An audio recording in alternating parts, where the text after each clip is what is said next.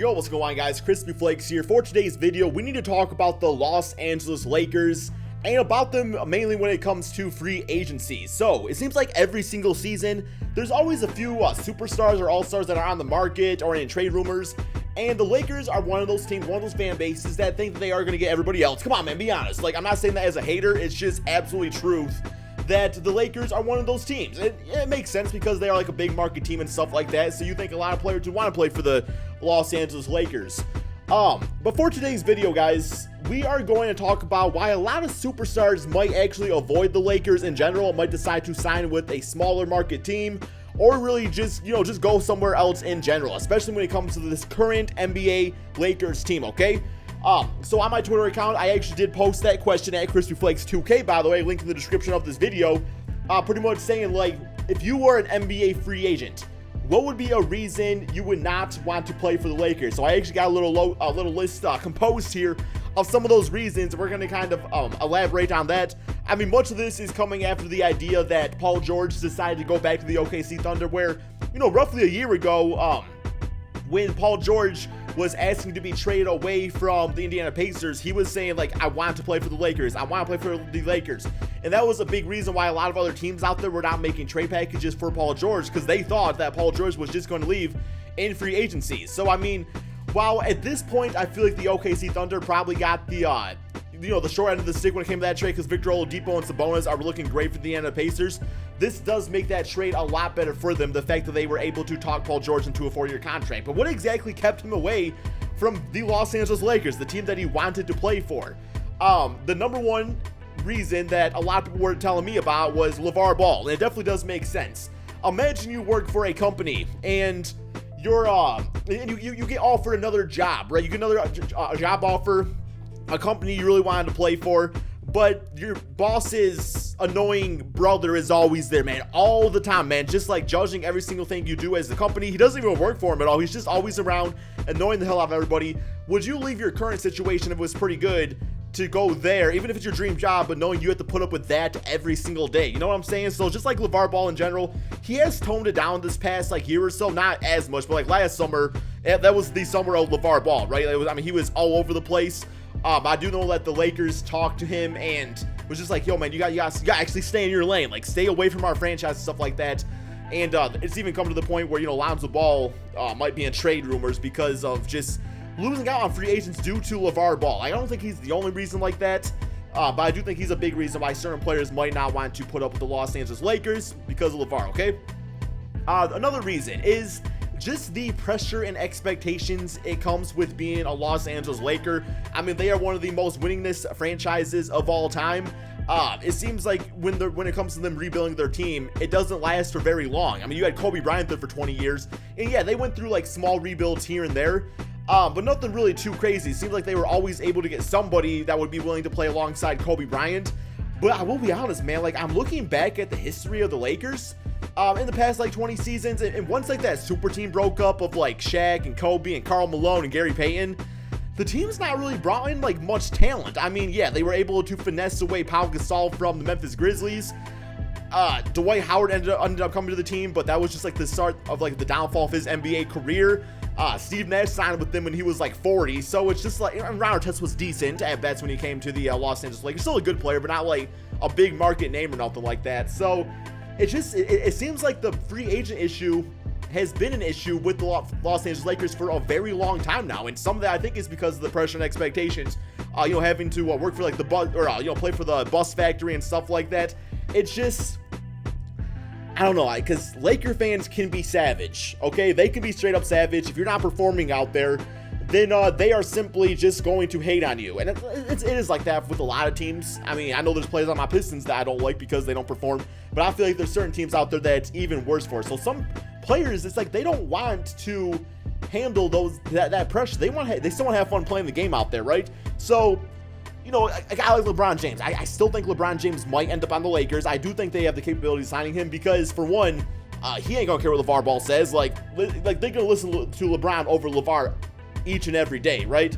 As far as like pressure and expectations, that's something that's going to be carried with LeBron James no matter what, right? So it's like it's nothing new to him. He's used to that. We're like a Paul George.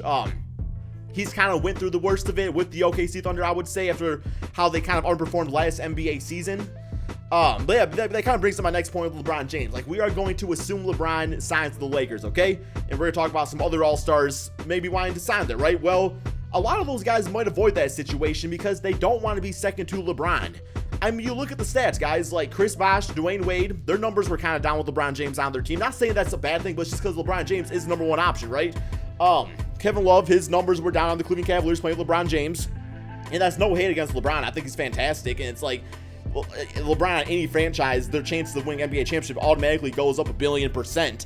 It's just certain players, they have that ego out there where they don't want to be that second in command. And I felt like Kevin Love was fine in that role. Like, he made the most of it. Chris Bosh did great. I mean, Dwayne Wade at that point was already kind of coming out of his prime. He was still a really good player, but not as good as he was when it was like him and Shaq on the team and stuff like that. So I just think a lot of these free agents, they have other opportunities out there. They're just like, you know, Paul George's like, I'll play with Russell Westbrook, Carmelo Anthony. That's fine. And because he knows the situation, he kind of knows like what's to be expected of him, right?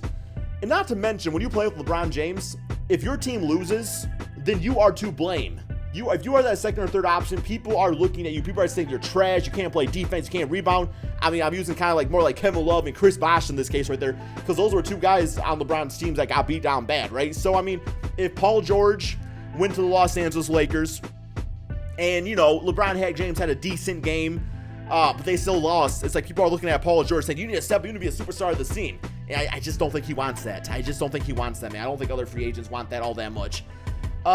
You also look at this Los Angeles Lakers team, and I compare, like, if they end up just getting LeBron James, which is a big reason why I don't think they are going to get LeBron James, he is going to be in like roughly the same exact situation as he was on the current Cleveland Cavaliers roster, where it's a team of guys that are good basketball players, but he is going to have to put that Lakers team on his back if he cannot find another all-star or superstar to join that team.